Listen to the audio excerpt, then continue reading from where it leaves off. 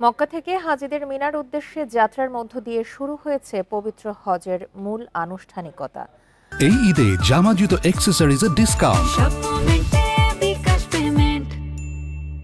Saudi আরবের স্থানীয় সময়ে বুধবার ভোর থেকেই নিজ আবাসন থেকে মিনার পথে যেতে থাকেন হাজিরা।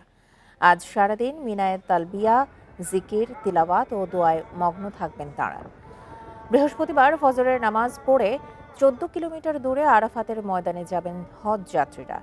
সেখানে সূর্যাস্ত পর্যন্ত হাজিদের লাব্বাইক আল্লাহুম্মা লাব্বাইক ধ্বনিতে মুখর হবে পুরো ময়দান। পরদিন অর্থাৎ শুক্রবার সৌদিতে পালিত হবে ঈদুল আজহা। এদিন শয়তানের উদ্দেশ্যে পাথর নিক্ষেপ, কুরবানি এবং মাথা ন্যাড়া করবেন হাজিরা।